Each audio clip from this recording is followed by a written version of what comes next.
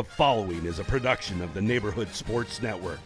This is the NSPN Prep Update, a weekly look at scores, highlights, and stories from across the state. Hello and welcome to the NSPN Prep Update. I'm Ryan Phelps. This week we return to Grand Casino Arena, site of one of the highest attended events of the year, state wrestling. There's also state swimming and diving, as well as adapted floor hockey holding their tournaments this week as well. On today's show, we take a closer look at Watertown-Mayer's phenomenal wrestling twins and explore their school with this week's School Snapshot. But first, here are a few of our favorite calls of the week. And here comes McConnell. McConnell will dump it back down. That comes off and rolls off the top of the goal! Oh my word, how did that happen? Pass is deflected. Seifert gets a steal. Here comes Mathewitz again. This time she's going to get the dish behind the back to Emerson. Pretty pass there.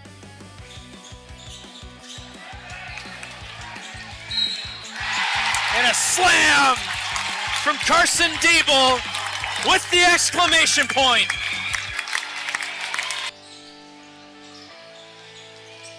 Wolfpack comfortable working some shot clock here, looking for an excellent shot selection. Favors, he falls down, the big triple. His second from deep in the half. He's into double figures with 10. Here's Nash Road. Carries the puck into the zone. Road, a drive, score! Nash Road, game winner!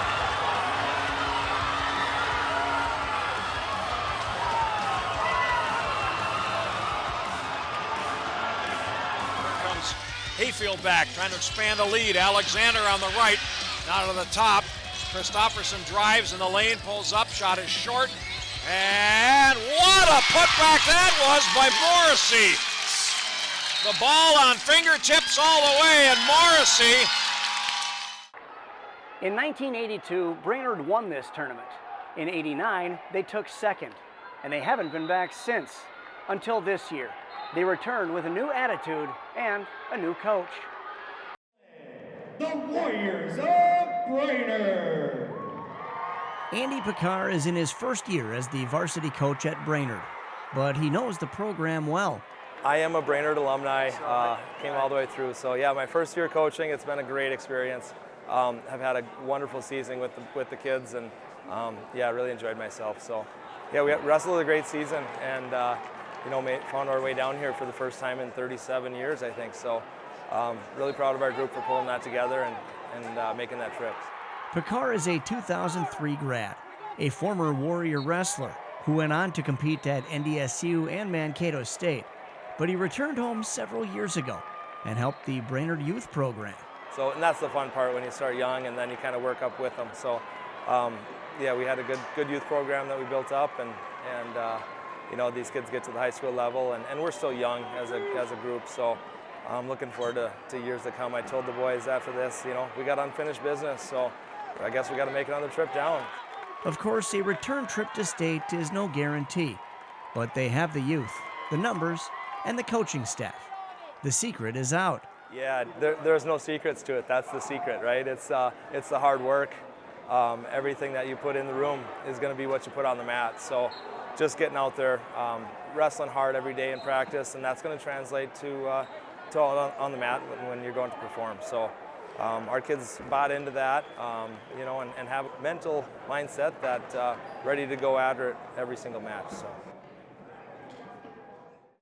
Let's go to the highlights. In the Class 1A team competition, Staples Motley won their second consecutive state title. The Cardinals finished the season 21-3 and did not lose to a Class 1A team all season long.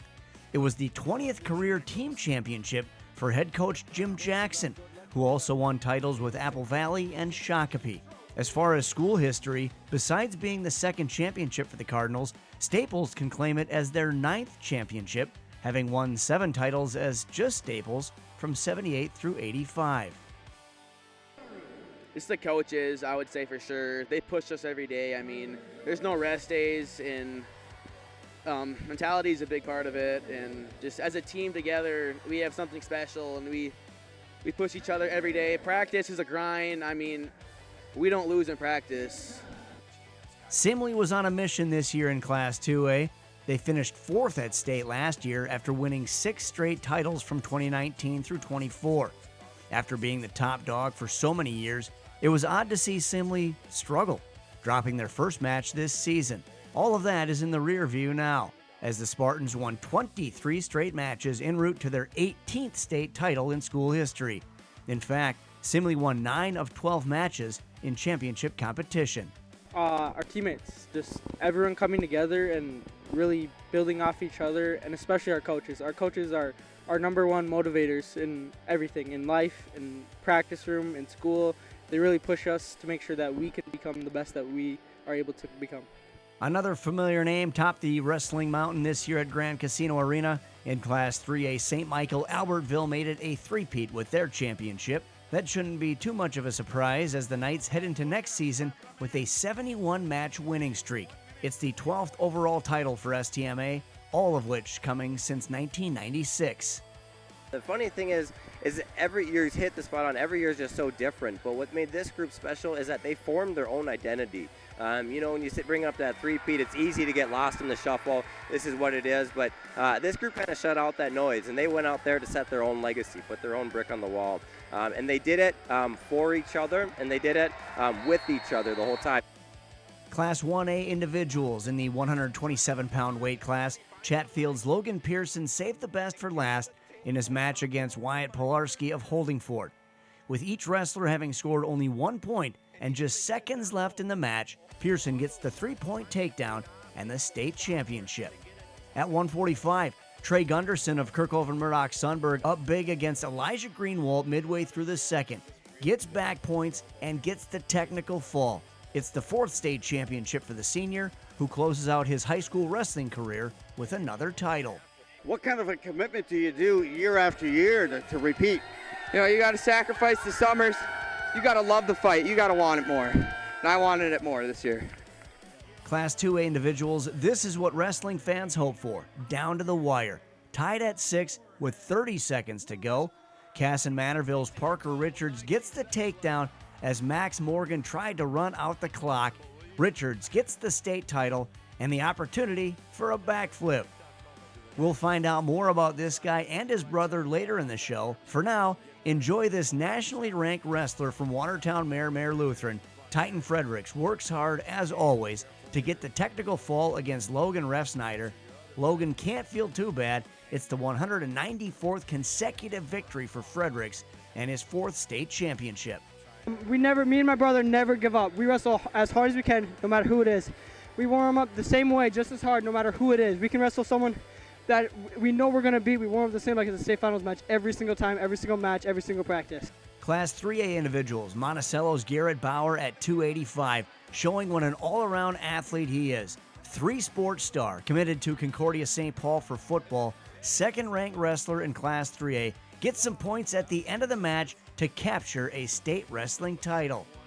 And Moorhead's William Ward, down in the 3rd period but never gave up, gets the 3-point takedown and holds on for a 5-4 win, defeating Gopher commit John Murphy of St. Michael Albertville.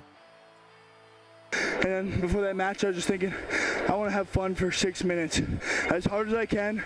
Last time I'll ever wrestle in high school again, I focus on having fun and enjoying the process. And I love just my coaches and all the support around me. I just wanted to soak it all in and be in the present, and all glory to God. And it was amazing. Girls individuals. We've talked about Charlie Raymond quite a bit, and for good reason. Not only does Raymond get the tech fall and the win this year, but that's 5 state titles for the junior, keeping her hopes alive to do something only one person, Mark Hall of Apple Valley, has done in Minnesota wrestling. That's win 6 state championships. That's for next year, as softball season is up next for Simley's Charlie Raymond. At 142 pounds, Egan's Tanaya Borney may have just dreamt of a state title. However, the 9th-ranked Wildcat went after number 1 Emma Antony of St. Michael Albertville, gets the headlock in the 1st period, and holds on for the fall and the championship.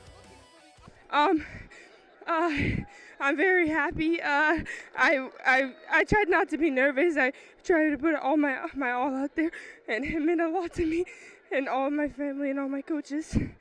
There's still plenty more coming up on the NSPN Prep Update.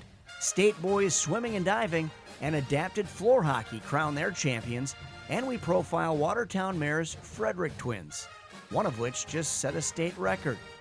But first, it's trivia time.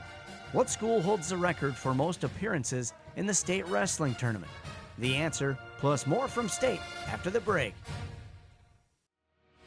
New journey. Division 3 straight to Division 1. New energy. Same standard. The Tommies have climbed to the peak of the summit. And your Pioneer Football League champions wear purple and gray. No limits. Welcome to St. Thomas Athletics. When the big game is about to start and the weather is less than ideal. Nope. Nope. Stay in and catch the big game on NSPN. And the Pioneers trying to break through the middle. Penalty is coming, so is the goaltender, and it's an open net for Whistler, who scores! John Whistler, and that... Your neighborhood sports network. Your trivia question was, which school holds the record for most appearances in the state wrestling tournament? The answer is Apple Valley. The Eagles have now been to the tourney 37 times, qualifying again this year for the first time since 2017. St. Michael Albertville is second, making their 31st appearance at state this year. The NSPN Prep Update is coming to you this week from Grand Casino Arena in St. Paul, home of the state wrestling tournament since 2001.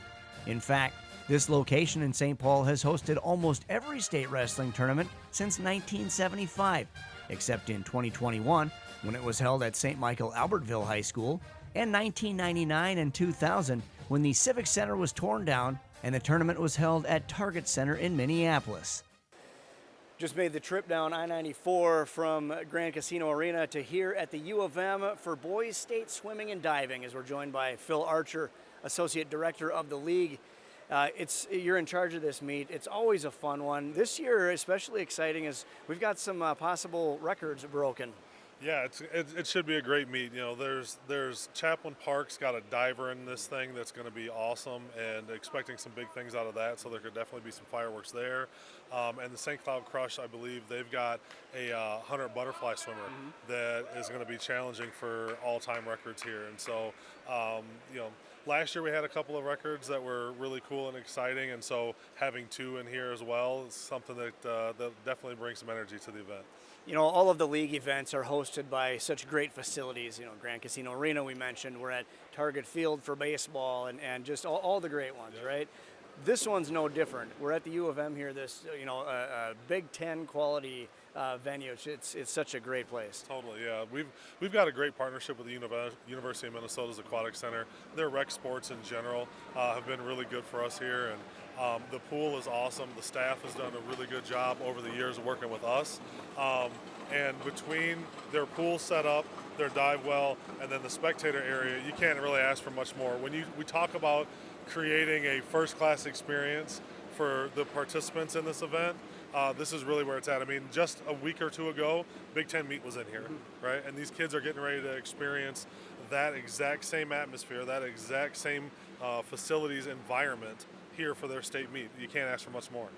The backstroke ledges, now that's something unfamiliar to me. You know, I watch swimming this meet every year, and I watch a little bit during the regular season, otherwise the Olympics, right? So, you know, and I think a lot of our viewers are probably the same. We're swimming novices, but you mentioned that backstroke ledges are something new this year for the boys. The girls had it, now the boys are getting there first. Yeah, so about a year ago, the National Federation of High School Sports started allowing backstroke ledges per state adoption. So it basically gave the states the ability to say, hey, this is something that we want to look at using, or this is something that we'll stay away from, whatever. And the sentiments in Minnesota were to use it. A lot of other entities that are governing bodies for sports utilize them in swimming already, and so most of the student athletes were familiar with it. Most of the teams and coaches were familiar with how to coach it, teach it safely, and all those different things depending upon the pool. And so it was adopted. And so we used it in the fall with girls with great success. Really happy about it.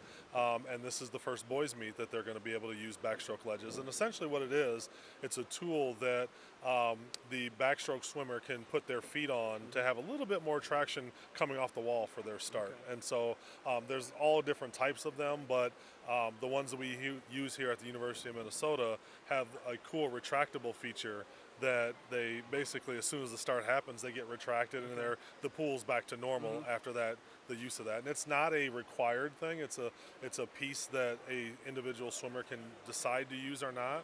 And so it's been a good addition, I believe. Phil Archer from the Minnesota State High School League. One last thing for you. I know you got your hands full this week, but then when we're done with this, you turn the page and it's right into basketball. Well, we got a couple other things in there before basketball. Basketball is my next big one, but we've got hockey and girls basketball and a bunch of other things that are moving and shaking in between those weeks. But we'll be over across the street at Williams Arena before you know it, working on boys basketball. And this February-March time frame is really exciting in the high school sports world. We've got something going on every weekend for the sports fan or for the enthusiast or high school fan. So we're excited about it. Again, Williams Arena at the last week of March for boys basketball. It'll be a good time. No doubt. Phil Archer, appreciate it. Thanks a lot. Appreciate it. Lots of highlights from Class 1A competition this year. Mankato East swimmer Elliot Bartell won the 100 butterfly for the third consecutive season with a time this year of 49.35. He set the Class 1A record last year with a time of 48.91. Gideon Fish of Orono did set a record. The junior Spartan diver scored 558.25 to shatter the all-time Minnesota record of 539.6 set by Rosemount's Lucas Gurton in 2024. Fish's total was also nearly 100 points better than Zach Mickelson of Red Wing, who finished second. Mickelson was the state champ last year. But the Class 1A tourney belonged to St. Thomas Academy. Cadet Luke Mechtel helped his team win the 200 medley relay, the 200 freestyle relay, and individually, he won the 50 free and 100 breaststroke. Mechtel ends his prep career with 9 gold medals, and he helped continue the cadet swimming legacy as St. Thomas Academy took the team title for the second consecutive year and their 17th in school history, as they swept the relay races and earned 4 individual titles. While the cadets were dominant, scoring 347 team points, they had to overcome some early adversity to get the win. Swimming wasn't the number one focus. It was a focus on team that loved and cared for each other. And these guys just bought into that part of it and developed relationships that they just believed in each other. Each title's great, but it's watching these teams develop and how they come together. That makes it so special. You know, the seniors taking leadership. You know, we had another senior who was fighting mono and a large spleen and fever and racing great. We had a freshman who was swimming with a fever and the flu, and they just said, blanket, we're going to go out and race. And that's what they did, and it was just great to see.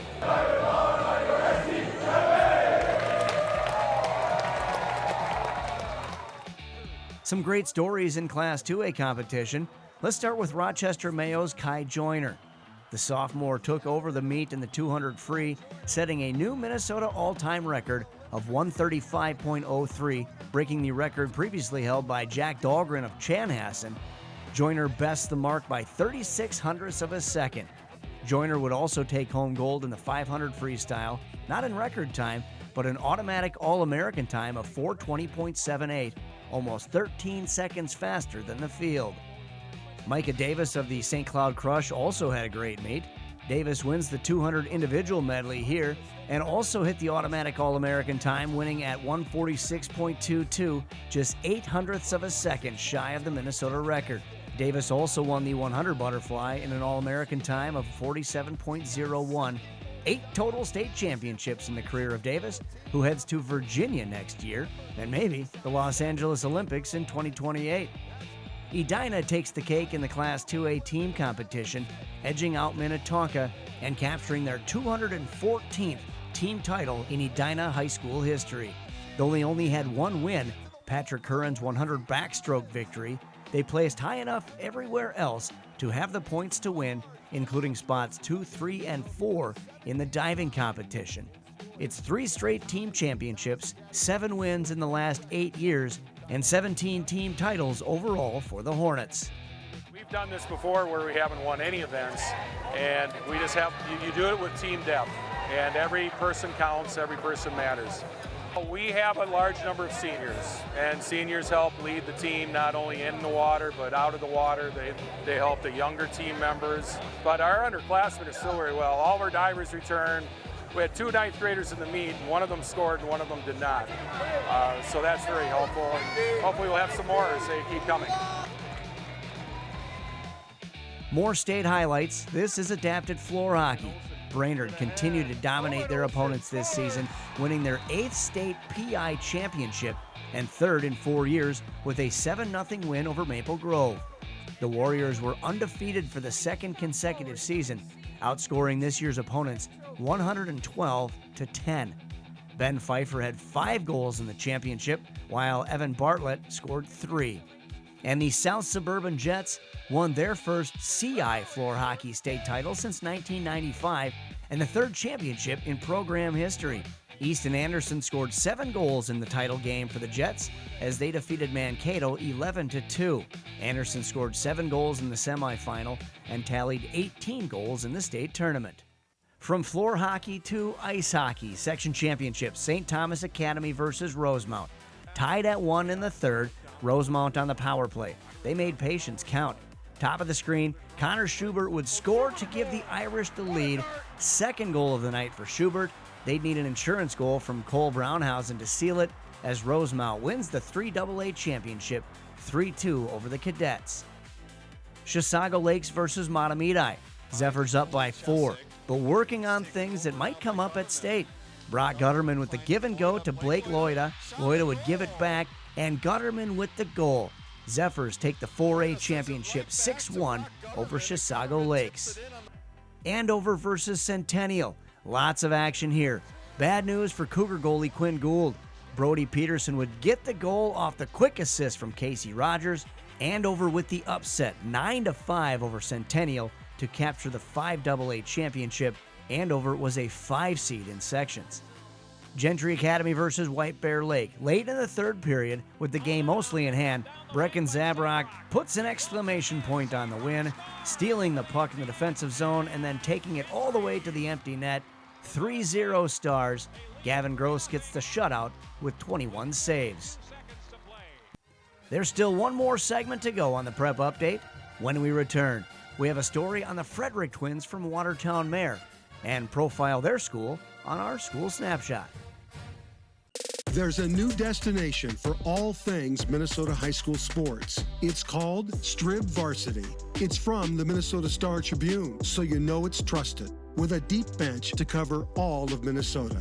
We've rebuilt and relaunched our MM Prep hubs and added more sports. Stories, streams, stats, scores, schedules. We have it all at Strib Varsity. Subscribe today at startribune.com/stribvarsity. Welcome back to the NSPN Prep Update, coming to you this week from Grand Casino Arena in St. Paul. Here at the state wrestling meet, a pair of Watertown-Mayer athletes are celebrating some big milestones together as they cap off their senior seasons. Andrea Mayu has the story. We got a good bond. All those minutes, hours, days training and competing in the wrestling room. There's no other teams out there that have the bond that we do. It's not uncommon to feel like you're surrounded by family. They are so identical. Just one look or maybe a double take here at Watertown-Mayer. I'm constantly calling the wrong one. You'll see why this bond goes beyond the mat. Meet Joel and Titan Fredericks. They are both just relentless wrestlers. They are constantly on the attack. They don't let up. Senior leaders of the Royals who are both ranked at the top of their weights in Class 2A. Joel went 40-0 on the season at 121 pounds. Titan 42-0 at 127 pounds, hasn't lost since 8th grade. They're just scoring machines, and they're really a treat to watch them wrestle because they're just at such a high level. Their technique is so good. Whatever you do as hard as you can. If you want to succeed, you gotta, work super hard. But kind of in a match, like I'm a super competitive person, like everywhere, and I'm gonna do whatever it takes to get to that spot. Like I wrestle in practice the same way I wrestle on the mat. So I'll just keep my pressure on the opponents, keep on working my moves, and just trying to score as many points as I can. Oh, yep, that's Frederick. Yep, 21. Frederick's won it. Their speed and agility has put them on top of the podium at state. 3 titles for Joel now, 4 for Titan. Perhaps the only speed bump, a bout between the brothers. I've wrestled him so many times, every single day for, who knows how long, ever since we started wrestling.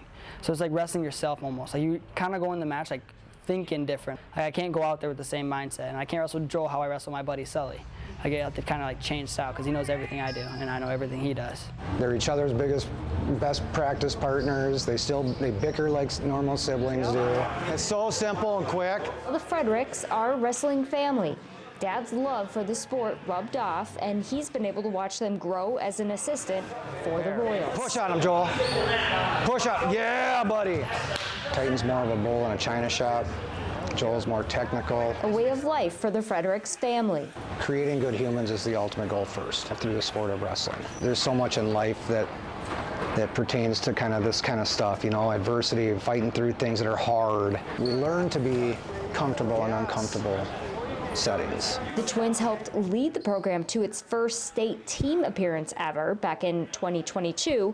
Last year, the Royals won it all. I think Joel and Titan have had a big part of that. Not only, their talents, but bringing up some of the guys around them that they practice with and work with and their teammates. Up next, a commitment to wrestle for the Gophers, a program they know well. Their Uncle Ty, a 4-time state champion at Osseo, laid the path to the U. I'm a big homebody. I like to stay around my family, and of course, Watertown. Got to give back to the town. A change times 2 felt already by dad, coach, and a wrestling community. Losing both of them. But in this sport, and for the Fredericks, family is never too far. You always have a partner everywhere you go. In Watertown, I'm Andrea Mayu for NSPN.TV. More section action. Girls basketball. Mountain Lake Comfrey versus Nicollet. Julia Brinkman with a chance to tie the game for the Wolverines, but misses the free throw. LMA Peters with a chance at a desperation 3, but Jasmine Getliger with a block to seal a 55-54 win for the Raiders. Nicollet moves on in 2A with a 21-7 record. Goodhue versus Rochester Lourdes. A nail-biter from Mayo Civic Center in Rochester. Lourdes with a 4-point lead in the second half when Amelia Trudy knocks down a 3-pointer. The number 2 Eagles would need all the points they could get as they downed the number 3 Wildcats 70-67 to set up a 1AA showdown versus Red Wing on Thursday. Sabika versus Cass Lake Bena. This one was a little closer than it looks. Around the perimeter until Tiana Wynn hits the jet stream and knocks down a 3. Panthers go over 500 on the year with the 52-45 win. They move to the 5A semi against Pine River Bacchus. Como Park versus Tartan. Tartan girls say, don't let the boys get all the attention. Edisiri Oyasanmi fighting for space underneath the basket and gets the hoop, the harm, and the win, 57-50. The number 2 Titans will take on number 1 Cretin-Durham Hall on Thursday for the 3 AAA title. To boys basketball, Annandale versus Becker, a double overtime thriller in Becker. Bulldogs up by 1, but Annandale looking for the right moment to strike. After some good ball movement, Colton Purcell passes out of the double team to find Colton Henson for the game-winning layup. Purcell had 38 points, while Gabriel Westman added 26 in the 82-81 win. That was the 20th victory of the season for Annandale. Totino Grace versus Alexandria, tied at 90 with under 5 seconds left. Shea Jackson gets the inbound and wastes no time getting toward the lane, then dishing to Daniel Zoa for the game winner, and their 17th victory in a row. 22-2 overall on the season, heading into the playoffs. South St. Paul versus Tartan. The Titans have been ranked number 1 all season long. A little trouble early with the Packers, but Laquan Stewart with a steal and the slam. Titans win 89-55. They are a perfect 26-0 in the regular season, with the 4A playoffs up next. Boys hockey will take the spotlight this week with their state tournament, but there's plenty of other sports in playoff action. Here are a few on our schedule we think you'll want to know about. On Monday, some great section basketball action down south. Section 1 for the boys, Section 2 for the girls. On Tuesday, more hoops. A ton of girls' games and a few for the boys. Then on Thursday, boys state hockey. We'll have all the consolation action for you, plus more girls' section final basketball, and the boys get further into the playoffs. And then on Friday, 10 overall basketball games. Saturday, boys hockey third place games from Grand Casino Arena, and then 36 basketball games. It's time for our school snapshot. That's when we get to know the towns, schools, and communities outside the playing field. Earlier, we met the Frederick twins from Watertown-Mayer Wrestling. Here's a closer look at their school.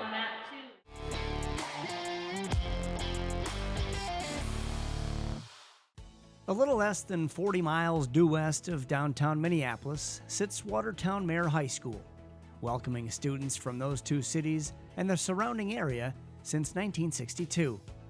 Royal pride is a crowning achievement, both in the hallways and the community. Principal Bob Hennon is now in his 28th year working at the school. He likes to say that Watertown-Mayer is a small school with big opportunities. You know, in the classroom we have, I think, over 20 college in the schools courses, up to like almost 80 college credits. All kinds of elective areas. We still have all those things, 4 to 5 different sports in every season at least. And then we have a lot of co-curriculars like, you know, Mont Trial, speech, knowledge bowl, robotics. I mean, again, for a school our size and a communities our size, I mean, we take a lot of pride in the fact that we just, like I said, we're a small school in some respects, but a lot of opportunities. And that's kind of our tagline is connections and opportunities. And they have created a unique way to encourage and identify those of the 485 students which take advantage of the wealth of opportunities. You know, it's easy to recognize 3 sport athletes, for example, so we always had a triple crown. We started a high 5 so any kid who's in 5 co-curriculars. So that could include speech, musicals, knowledge bowl, robotics. And our idea behind that was to make sure we not just promote athletics, but we promote all of our activities.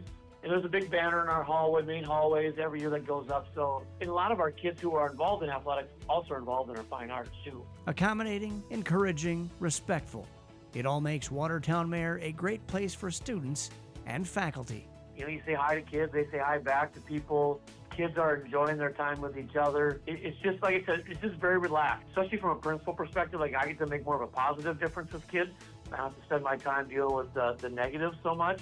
And I think that's what our teachers would say too, and even our kids. I mean, you know, I think last year we did a survey, like 99% of kids said they at least had one friend and one adult who they feel like care about their success. And that's pretty remarkable that almost 100% of our kids feel that way. That's it for this episode of the NSPN Prep Update. Special thanks to Andy Picard and the rest of the Brainerd Wrestling team, as well as Phil Archer from the Minnesota State High School League. We'll be back here at Grand Casino Arena next week for the Boys State Hockey Tournament. Until then, for Hannah, JB, Jake, Jack, Andrea, and the rest of the NSPN crew, I'm Ryan Phelps saying so long from the Neighborhood Sports Network.